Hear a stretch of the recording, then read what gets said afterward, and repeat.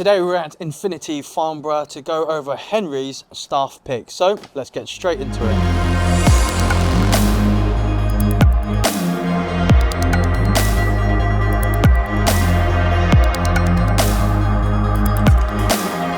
So Henry, can you start us off with introducing yourself as well as the bike you've got actually?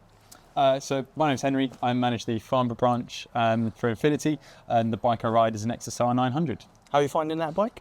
I really like it. It's good fun. It's nice torquey. It was an upgrade from the Tracer 7 that I had before to commute back and forth from London. Doing less miles now, so it's a little bit more fun and enjoyable, and yeah, enjoying it. We love that. Right, so without further ado, let's move on to the first piece of business, which is your jackets. So jacket wise, I generally flick between two. I've got my winter kit and then my more sort of like summer focus on weather kit. For my winter kit, I use the Bering Gore-Tex jacket. It was a jacket called the UCOM. It has since been discontinued and replaced, but brilliant kit from Bering. They're a French brand, right in the middle of where all the CE regulations are done. Quality is pretty much guaranteed, and you do actually, with that, any Bering jacket, you get a 5-year warranty from their Gore-Tex range, 3-year from their waterproof. So I knew it was going to be reliable for me for heavier miles, and yeah, that's of course matching with trousers. Yeah. I was going to say, they've also released a new rebrand for Bering, haven't they? So they've got loads of new garments. They have, yeah. So much nicer logo. And, yeah, with the Gore-Tex and what have you. They did. I don't know if you touched on this. So this is outgoing, has already gone out. We've got the new stuff in. Is there anything that you could say that is an equivalent to pretty much what you've got now that you would get now with the new brand? Yeah, funnily enough, there is. Yeah. Prepared one earlier. You've got the Hurricane jacket from Bering. It's lovely. Actually, in fairness, what's quite nice about this against my older one is this feels like it weighs about half as much. It's a little bit stretchy. It's a little bit elastic. It's a much more comfortable jacket. Not to say that mine's bad, but with time, brands get better. It's a great bit of kit, and again, 5-year warranty. You can't really go wrong. For the matching bottoms of that? Matching bottoms, same Hurricane trouser, just to match and go with it. They're quite a long leg Bering. So what they do that's quite nice, with all of their trousers, you get a little fold up at the base, so you can sort of like tuck off a couple of inches off the bottom. But again, similar spec to the jacket, well vented, Gore-Tex, heavily reliable, great armour. They fit me well, and yeah, it's one of those can't go wrong. It's done me well. I've had it for about 6 years now, and the suits, it's not let me down once. So just outside of its warranty, but it's not looking too tired. It's carrying on going. I look still after looks the pretty Gore-Tex, fresh, and your major commuter before. That's for more winter sort of garments. Is there something that you have that you wear during the summer months? There is. So that'd be this jacket here. This is what was the Knox Zephyr Pro.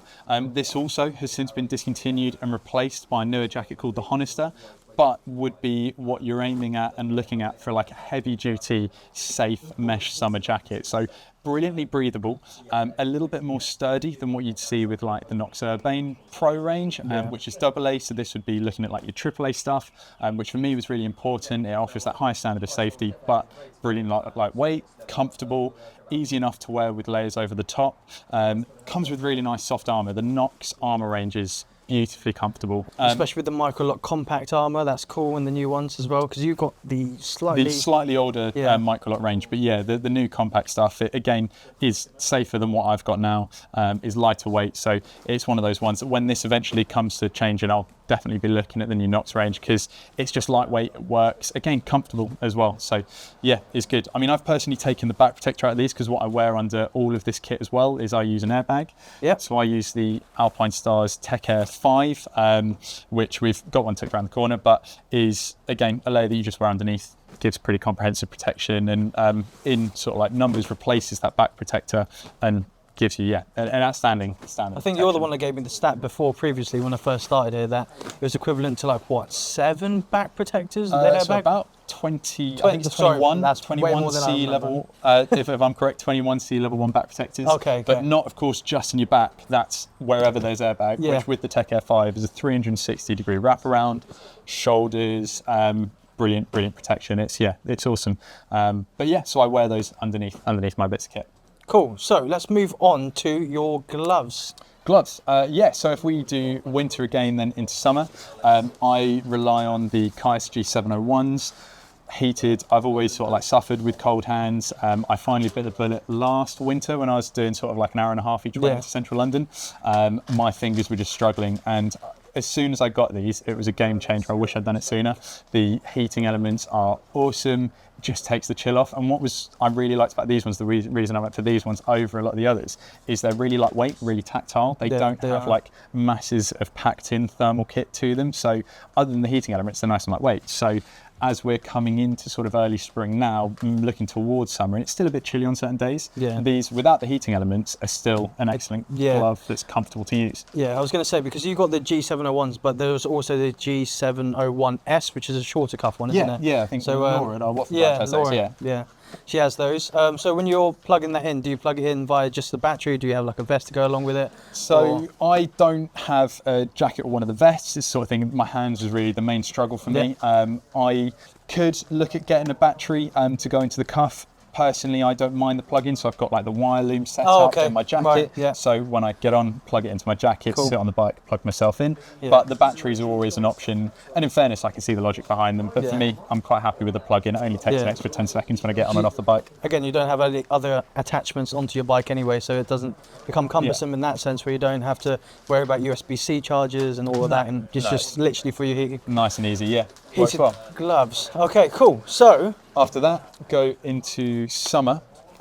These are, again, discontinued. We were talking about this before. The idea, I guess, sort of like you buy it right, you buy it once, and it does last a long time. But these have been replaced again. Also coming back to Knox. They're gloves, British brands. They fit my hands really, really well. These are a glove called the Nexus. The most modern equivalent of those would be the Alton Mark II, I believe they're up to now. But a nice long cuff, lightweight leather glove. Super lightweight leather is used, so it's really nice, comfortable, tactile. You get their patented scaphoid protection as well, which is brilliant. It's cool, and this is like the first ever version. So if you've seen any from the recent times, you can kind of see the Microlock Compact in their scaphoid protection system, but to see where it's come from to where it is now, it's quite these are the old sort of like harder wearing ones. You get the extra protection there. It's a bit clunky, a little bit big. It's definitely not sleek as the newer ones, but again, there's nothing wrong with the gloves. I have actually crash tested these. They did me really well. But yeah, it's one of those that they're nice and protective, and I love them to bits. They're just brilliantly comfortable and really well vented. So even though they're a longer cuff, they're leather, I don't find my hands get too hot in the summer. They just work well. 100%. And if you wanted to opt for something a bit shorter, you can always go for the Orsas. Yeah, absolutely right. You've got the Mark IV now, is that right? Mark IV, yeah. And then also the leather version of that. So if you want to go leather as well, because it does look quite nice, you can do that for the Orsas as well. There's a new one that's come out recently. But yeah, so over the long period of time that you've been riding, has there much been, in all honesty, has much changed in terms of what you go for in terms of a brand, or is there certain brands that you kind of stick towards when it comes to clothing? I wouldn't say that I sort of stick towards any brands in particular. I mean, I make sure to like research what I'm looking at getting, but fortunately, like, I'm working the shops, we see it all. So it's one of those, if you're ever unsure, just pop in and see it. Yeah, exactly. It's one of those that for me, fit's a massively important thing. 100%. I want something that works. I mean, I find that generally with gloves, I've got quite broad palms, but my fingers don't necessarily match up to that with some brands. So the broader fitting brands like Knox, Risha, Rucker, Halvarsons work really well for me. But again, it's about trying it on, seeing what fits and works. As long as it's got the right spec for me, I'm good and happy to go. Money goes out the door quick. But so let's move on to the piece de resistance, something that we both share in common. With your good taste in helmets and my good taste in helmets, you've got yourself an Arai Quantic. This graphic also sort of is gone now. You've got like the new Dark Citizen. Dark Citizen, matte. Which is lovely. But yeah, this is the Arai Quantic. It's my first Arai. Absolutely adore it. It's really nice, comfortable, quiet. The spoiler on the end adds to sort of like a solid level of ventilation. For me, on the XSR9, it's one of the newer styles, so it's the slightly more aggressive naked. So it's a little bit more angled, a little bit more length forwards. I find where the visor port sits, it's just accurate to what I need. It gives me good visibility, good coverage, heaps of ventilation, and because of the Arai name on the front, I know it's safe. I know it's gonna. 100%. It's one of those helmets. I obviously, with my last one, I didn't get the Quantic because I just wanted a new lid. I've also crash tested in an Arai, and said, you know what, they did a good job, so I'm going to go for one again. Do you run any comms with that at all? I do, funnily enough. Yeah. So at the moment, I've got the Interphone UCOM 8R fits to the helmet. It fits nicely on the side. I don't find it adds really too much sort of like drag or wind noise on there, but speakers, everything hides away in the helmet, doesn't change the fit or feel. It's really nice, more than loud enough for what I need, sort of going to sort of like your motorway dual carriageway speeds. If you're having a bit of fun, alternatively, if you're just putting around town, it's got more than enough features than I need it to do. I end up generally just sticking to the odd one or two, but for music it's great. Phone calls, intercom chats with my friends, works well. I've used Cardo as well in the past, they work great, but just currently I'm using this one and yeah, really enjoy it, works well. The cheek pads, I guess we have to talk about as well, just because Arai are quite known for that. As soon as you put your head in an Arai lid, you kind of feel why it's so prestige, you know, like so premium. It's the cheek pads itself and the crown pad, it just fits really nice, super plush. Has yours broken in quite a bit, or have they been okay? Yeah, no, it's just one of those ones. When I first got it, again, when you buy a new helmet, like a new pair of shoes, it fits quite tightly. It beds in and gets more comfortable as you wear it. Obviously, you don't get anything uncomfortable, but yeah, I found with these, with just a little bit of softening, it was pretty comfortable straight off the bat, but a little bit of softening is just molded to me, and it just, it fits well, it works well, and yeah, is a great fit for my head. Is there anything else you want to add on top of this in terms of gear, or? The only thing I guess we've not done is boots, and these are one of the few things that I own that isn't discontinued. Alpinestars still make them. That's because they're an awesome set, last brilliantly well. Again, Gore-Tex. I use them all the way around. These are definitely a bit more tired looking from the rest, but the SMX-6 V2 Gores, they're brilliant. They're 2-year warranty, but I've had mine for about 7 or 8 years now, and jeez, that is a little while now. They work exceptionally well. Never let any water in, never let anything through.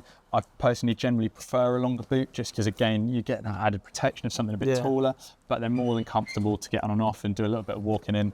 Obviously that's not sort of like going for hikes or anything, but walking around the car park, walking around the petrol station, the calf, wherever it is you end up, they're ideal. But yeah, really from there, I don't think get sores and blisters and stuff. No, none of that.